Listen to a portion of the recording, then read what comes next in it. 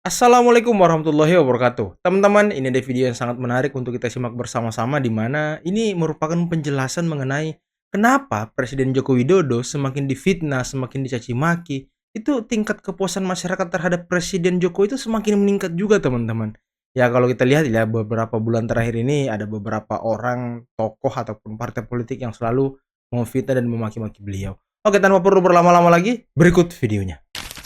Pertama bahwa hampir tidak ada satu serangan yang diarahkan, difitnah, diperguncingkan atau apalagi istilahnya itu diarahkan kepada Presiden Joko Widodo, dicaci, dihujat, dimaki-maki, Direndahkan dan segala macam. nggak ada membalas, tapi cacian, hujatan dan makian itu Presiden buktikan dengan kerja-kerja. Saya kasih contoh nih. Dulu ketika pemilu serentak ini yang nanti akan diadakan nih, dan pilpres, orang-orang dan beberapa para pengamat berkali-kali juga abang di TV itu menyebutkan tentang pilpres tidak akan bisa berjalan dengan baik. Dia akan gagal, akan ditunda karena Presiden Joko Widodo punya rencana untuk mau berkuasa tambahan waktu dan lain-lain. Punya rencana jahat, punya inilah, punya itulah. Baik saja, pemilunya berjalan dengan baik. Kita melakukan penghematan uang yang luar biasa banyak, jumlah triliun. Hari ini juga orang bicara tentang IKN. IKN sudah 80% dalam tahap pertama. Dan bentar lagi 17-an di sana. Lagi kita 17 di sana. Artinya apa? Pertama, apa yang keluar dari mulut Jokowi, apa yang beliau ungkapkan, insya Allah itu menjadi bagian yang harus dia kerja. Itu satu. Itu satu. Yang kedua, ini yang kedua. Semua orang percaya dan punya keyakinan bahwa kenapa approval rate-nya itu sampai 75%. 75 ya? Karena ingat, pemimpin yang baik adalah pemimpin yang melayani dan bukan dilayani. Satu prinsip dasar. Dan itu ada di sosok Jokowi. Nah, di Kupang ini semua orang, di mana-mana abang datang orang bicara tentang itu. Kemarin kita di Surabaya, habis itu di Semarang juga. Kalau ini oke lah, ini di tanah Jawa. Kemarin kita dari Ambon, dari mana-mana. Orang begitu mengeluh-elukan. Dia melihat kita dari kantor staf presiden seperti dia merasa bahwa oh Jokowi yang datang. Padahal yang datang abang Ali Korban. Mukhtar, Abang Alin, abang segala abang. Dia foto dengan saya, dia merasa bahwa dia sudah foto dengan Jokowi. Mantap Dan sekali. subhanallah, rahasia Allah, ini prinsip-prinsip dasar yang dipegang oleh Jokowi.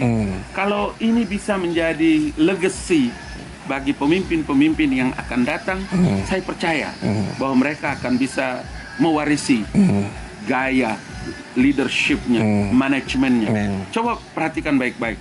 Setiap presiden memerintahkan pekerjaan satu proyek, pasti dia datang. Dan bukan ngecek sekali. langsung. Dia datang berkali-kali dan melihat langsung.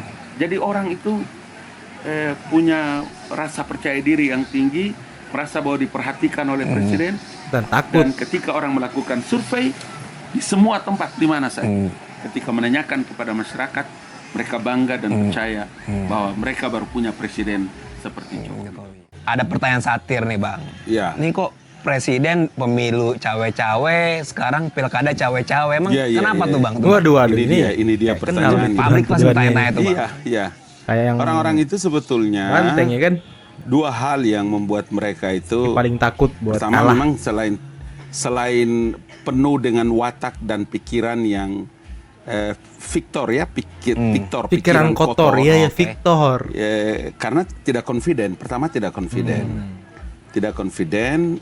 Dengan begitu maka apa saja yang dilakukan oleh Presiden Joko Widodo selalu kaitannya umpama kayak tadi pilpres cawe-cawe, sekarang pilkada nih. Pilkada cawe-cawe.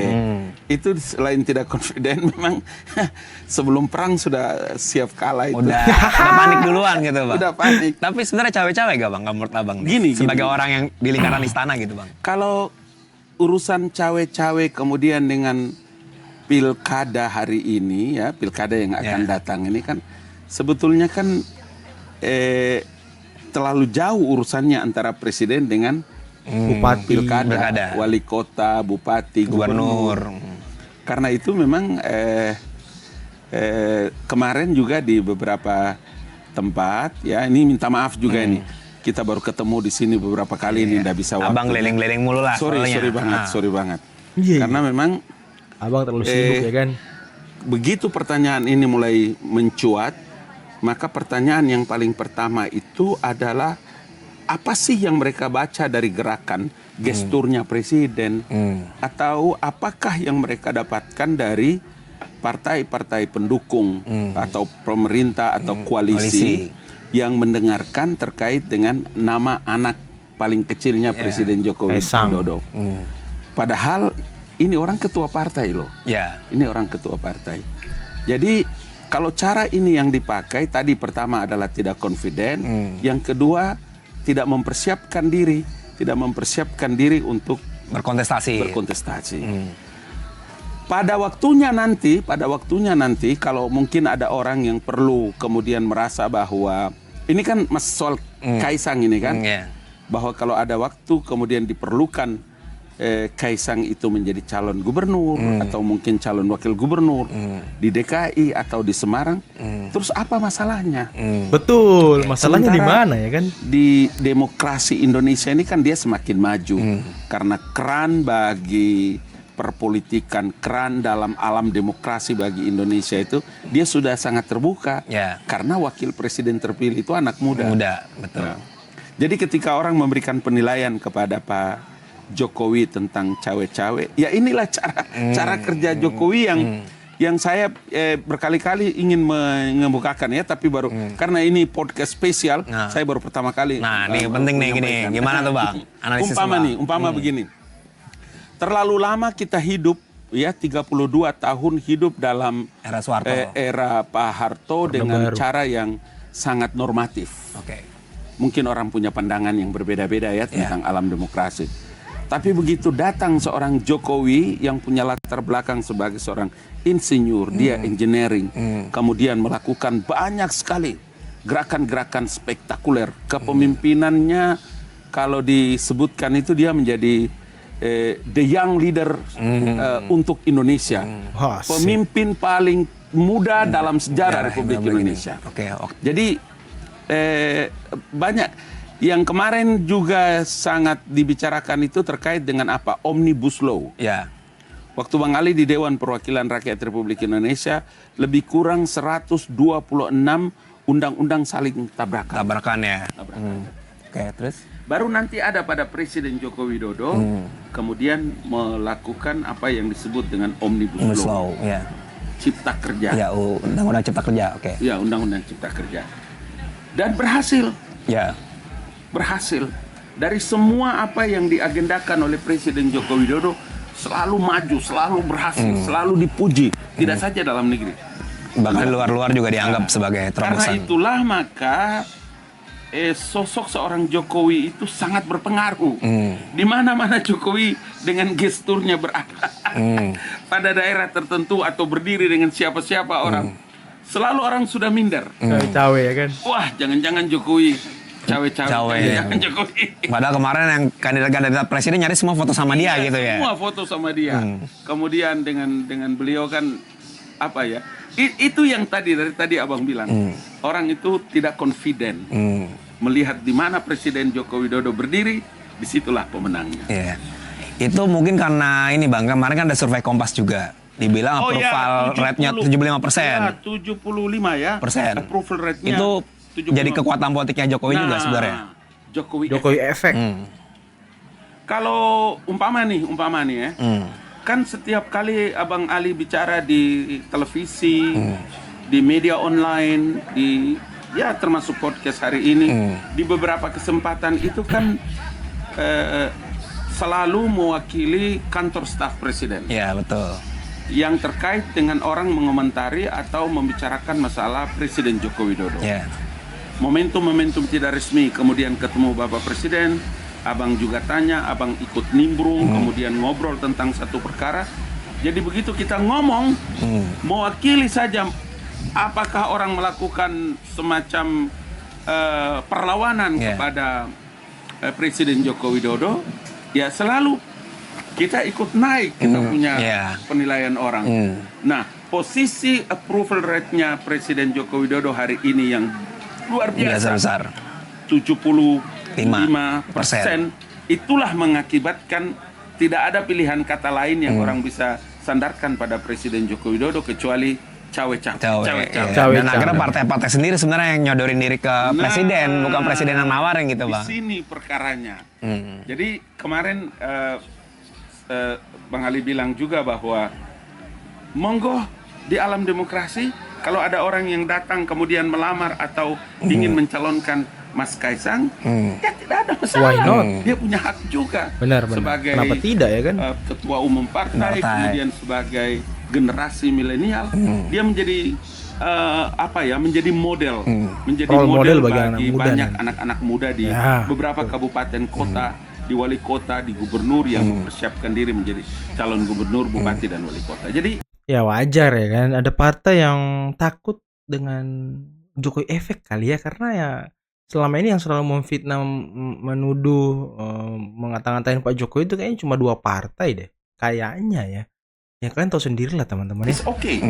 Kita punya pola dan sistem demokrasi yang begitu cepat maju, terbuka dan transparan di masa kepemimpinan Presiden Joko Widodo. Tapi mungkin ada beberapa akan nanya, Bang. Lah ini kemarin Mas Gibran jadi, nih Mas Kaisang jadi, jangan-jangan negara ikut campur tangan tuh dalam operasi ya?